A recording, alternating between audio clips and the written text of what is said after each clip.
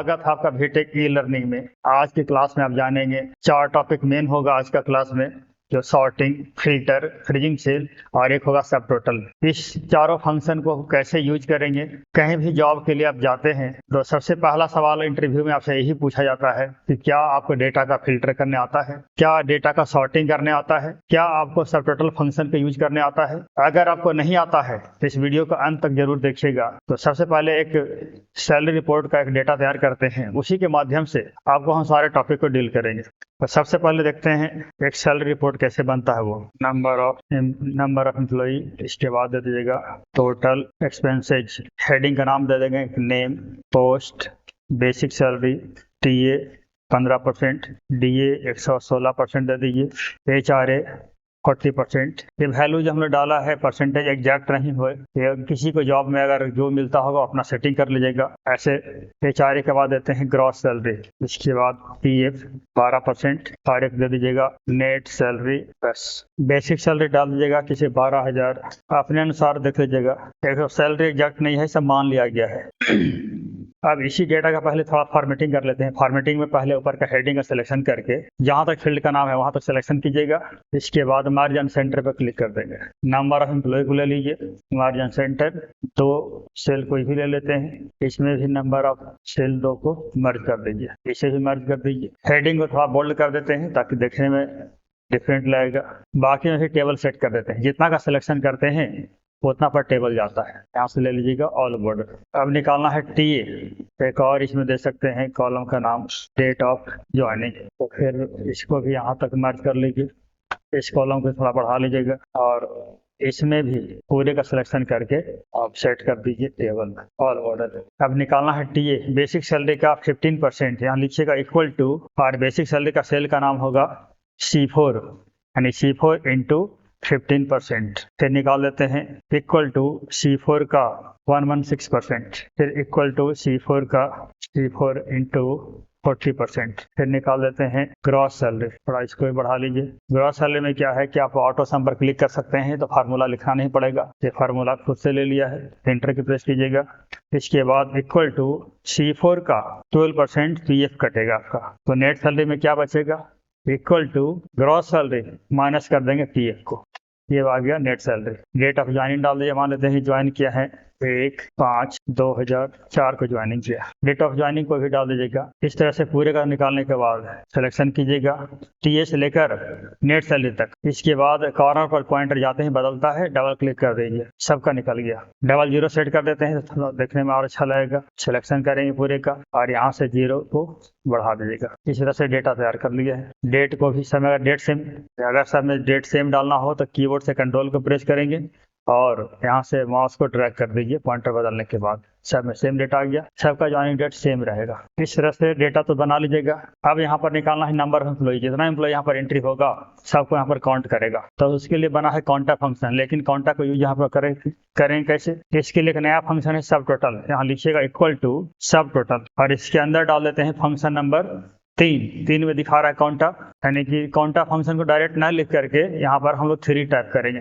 3 का मतलब होगा काउंटा फंक्शन, कॉमा, उसके बाद काउंटा का रेंज होगा A4 से स्टार्ट करेंगे और कोलोन डाल देते हैं A1000 तक, मतलब 1000वां तक डेटा एंट्री होगा वहां तक ये काउंट कर सकता है। देखिए सब टोटल फंक्शन देने से फायदा ये होगा कि फिल्टर के वहाँ मैट्रिक को भी ये काउंट कर सकता है। अगर काउंटा फंक्शन को यहाँ पर यूज करते हैं सिर्फ, तो समस्या ये होगा कि जब फिल्टर करते हैं डेटा का, तो फिल्टर के बाद भी यहाँ पर 5 एम्प्लॉय ही शो करेगा, फिल्टर नहीं भी करते हैं तो ही एम्प्लॉय इतना ही शो करेगा। लेकिन हम चाहते हैं कि जो फिल्टर के वहाँ मेरा मैटर हो, डेटा हो, उस फिल्टर के वहाँ डेटा को भी काउंट करते रहे, उसके लिए सब टोटल फंक्शन ही लगाना उचित होगा। फिर यहाँ लिखिएगा इक्वल टू सब टोटल, और जितना एम्प्लॉय का सैलरी होगा यानी सेल का नाम होगा I4, तो सम करना है तो सम का फंक्शन नंबर 9 है, यहाँ डाल देते हैं 9, कॉमा, सेल का रेंज होगा I4 से लेकर कोलोन I1000 तक। इसका भी यहाँ पर डेसिमल सेट कर दीजिए, थोड़ा देखने में अच्छा लगेगा। इस तरह से कलरफुल करना हो तो कलर के लिए तो आप लोगों को पहले से पता होगा, या फिर देख लीजिए सिलेक्शन करने के बाद कलर यहाँ से कोई भी दे सकते हैं। इसका भी हेडिंग को ले लीजिए और कलर कोई भी यहाँ से दे दीजिएगा।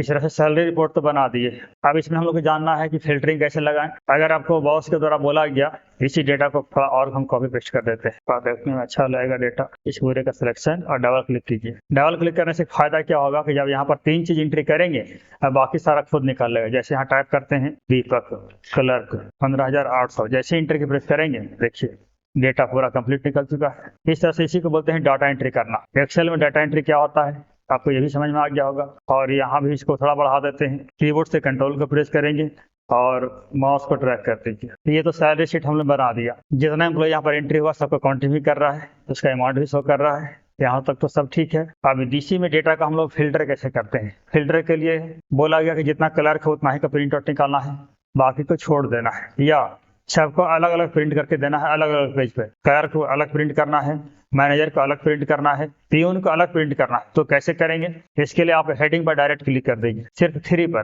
पूरा हेडिंग सिलेक्शन में है। इसके बाद चलते हैं डेटा में होगा फिल्टर, फिल्टर को लगा दीजिए, सामने फिल्टर का सिंबल दिख रहा है। अब फिल्टर करना है पोस्ट वाले में, पोस्ट वाले में क्लिक करते हैं और यहाँ सिलेक्ट ऑल को हटाइएगा और ले लेते हैं सिर्फ क्लर्क को, इसी आवाज कर दीजिए। अब दिख रहा होगा सिर्फ क्लर्क।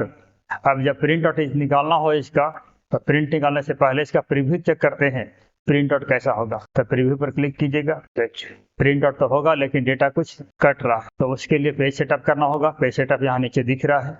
पेज सेटअप में जाने के बाद मार्जिन सेट कर दीजिए। मार्जिन से पहले पेपर का साइज लेते हैं A4, फिर मार्जिन सेट कीजिएगा और लेफ्ट का कम कर लेते हैं और राइट का भी कम कर लेते हैं, कर दीजिए ओके। देखिए डेटा तो आ चुका है।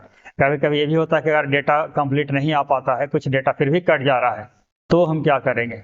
दूसरा उपाय है कि इसका जो पोर्ट्रेट दिख रहा है ओरिएंटेशन, उसको लैंडस्केप कर देंगे तो जगह और बन जाएगा। लेकिन अगर आपको पोर्ट्रेट ही रखना पेज को और फिर भी मेरा कंटेंट जो है एक ही पेज में पूरा आ जाए, तो क्या करेंगे, कैसे, उसका भी एक प्रॉब्लम देके देखते हैं। पोर्ट्रेट कर दिए और पेज सेटअप में जाकर मार्जिन को थोड़ा सा और बढ़ा लेते हैं, लेफ्ट राइट दोनों को बढ़ा दीजिएगा, कर दीजिए ओके। अब देख रहे हैं कुछ हिस्सा कट रहा है, तो उसके लिए एक और उपाय है। पेज सेटअप में जब जाते हैं तो यहाँ दिखता है एडजस्ट टू, यहाँ पर जैसे 100% है, थोड़ा सा इसको कम कर देते हैं, 90% कर दीजिए। देखिए इस तरह से डेटा का प्रिंट कर सकते हैं। ये जो दिख रहा है यहाँ पर गैपिंग है नहीं, ये प्रिंट आउट होगा तो प्रिंट में ये वाला गैपिंग नहीं दिखेगा। अब दोनों साइड से मैटर को बीच में करना है। लेफ्ट का मैटर देख रहे हैं थोड़ा ज्यादा पहुंच चुका है, राइट में थोड़ा कम है, मतलब जगह यहाँ ज्यादा बच रहा है।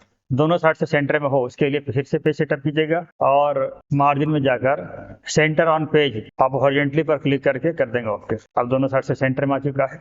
इस तरह से मैटर का प्रिंट निकाल सकते हैं। इसको यहाँ से बैक कर देते हैं। तो पेज सेटअप तो कर लीजिएगा। तो फिल्टर लगाना भी आ गया आपको। फिल्टर में फिर करते हैं हम लोग कलर, मैनेजर को, कलर को हटा दीजिए, कर दीजिए ओके।